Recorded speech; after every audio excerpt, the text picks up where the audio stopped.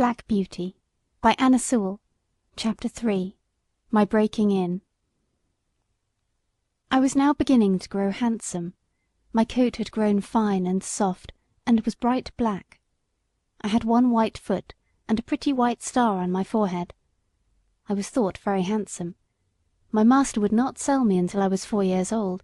He said lads ought not to work like men, and colts ought not to work like horses till they were quite grown up. When I was 4 years old, Squire Gordon came to look at me. He examined my eyes, my mouth, and my legs. He felt them all down, and then I had to walk and trot and gallop before him. He seemed to like me, and said, "When he has been well broken in, he will do very well." My master said he would break me in himself, as he should not like me to be frightened or hurt, and he lost no time about it, for the next day we began. Everyone may not know what breaking in is, therefore I will describe it. It means to teach a horse to wear a saddle and bridle, and to carry on his back a man, woman, or child. To go just the way they wish, and to go quietly. Besides this, he has to learn to wear a collar, a crupper, and a breeching, and to stand still while they are put on. Then to have a cart or chaise fixed behind, so that he cannot walk or trot without dragging it behind him. And he must go fast or slow, just as his driver wishes. He must never start at what he sees, nor speak to other horses, nor bite, nor kick, nor have any will of his own, but always do his master's will, even though he be very tired or hungry. But the worst of all is, once his harness is on, he may neither jump for joy nor lie down for weariness. So you see, this breaking in is a great thing. I had of course long been used to a halter and a headstall, and to be led about in the fields and lanes quietly. But now I was to have a bit and bridle. My master gave me some oats as usual, and after a good deal of coaxing, he got the bit into my mouth and the bridle fixed. But it was a nasty thing. Those who have never had a bit in their mouths cannot think how bad it feels. A great piece of cold hard steel, as thick as a man's finger, to be pushed into one's mouth, between one's teeth and over one's tongue, with the ends coming out at the corner of your mouth, and held fast there by straps over your head, under your throat, round your nose, and under your chin, so that no way in the world can you get rid of the nasty hard thing. It is very bad. Yes, very bad. At least I thought so. But I knew my mother always wore one when she went out, and that all horses did when they were grown up. And so, what with the nice oats, and what with my master's pats, kind words, and gentle ways, I got to wear my bit and bridle. Next came the saddle, but that was not half so bad. My master put it on my back very gently, while old Daniel held my head. He then made the girths fast under my body, patting and talking to me all the time. Then I had a few oats, then a little leading about, and this he did every day, till I began to look for the oats and the saddle. At length, one morning, my master got on my back, and rode me round the meadow on the soft grass. It certainly did feel queer, but I must say I felt rather proud to carry my master, and, as he continued to ride me a little every day, I soon became accustomed to it. The next unpleasant business was putting on the iron shoes. That too was very hard at first.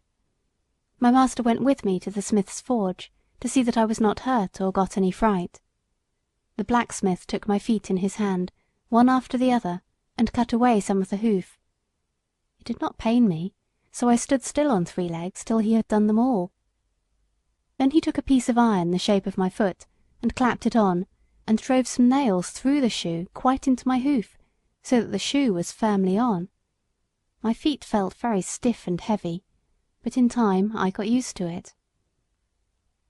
And now, having got so far, my master went on to break me to harness. There were more new things to wear. First, a stiff heavy collar just on my neck, and a bridle with great side pieces against my eyes, called blinkers, and blinkers indeed they were, for I could not see on either side, but only straight in front of me. Next, there was a small saddle, with a nasty stiff strap that went right under my tail. That was the crupper. I hated the crupper. To have my long tail doubled up and poked through that strap was almost as bad as the bit. I never felt more like kicking, but of course I could not kick such a good master, and so in time I got used to everything, and could do my work as well as my mother. I must not forget to mention one part of my training which I have always considered a very great advantage. My master sent me for a fortnight to a neighbouring farmer's, who had a meadow which was skirted on one side by the railway. Here were some sheep and cows, and I was turned in among them. I shall never forget the first train that ran by. I was feeding quietly near the pales which separated the meadow from the railway, when I heard a strange sound at a distance, and before I knew whence it came, with a rush and a clatter and a puffing out of smoke, a long black train of something flew by, and was gone almost before I could draw my breath. I turned and galloped to the other side of the meadow as fast as I could go, and there I stood, snorting with astonishment and fear.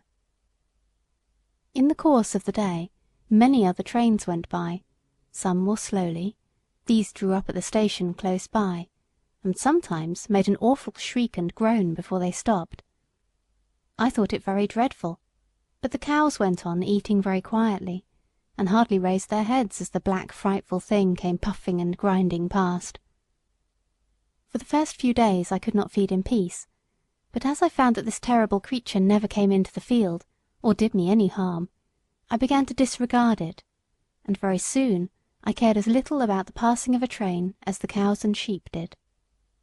Since then I have seen many horses much alarmed and restive at the sight or sound of a steam engine, but thanks to my good master's care, I am as fearless at railway stations as in my own stable. Now, if anyone wants to break in a young horse well, that is the way. My master often drove me in double harness with my mother, because she was steady and could teach me how to go better than a strange horse. She told me the better I behaved, the better I should be treated, and that it was wisest always to do my best to please my master. But, said she, there are a great many kinds of men. There are good, thoughtful men, like our master, that any horse may be proud to serve, and there are bad, cruel men, who never ought to have a horse or dog to call their own. Besides, there are a great many foolish men, vain, ignorant, and careless, who never trouble themselves to think. These spoil more horses than all, just for want of sense. They don't mean it, but they do it for all that. I hope you will fall into good hands, but a horse never knows who may buy him, or who may drive him. It is all a chance for us, but still I say, do your best, wherever it is, and keep up your good name. End of chapter 3.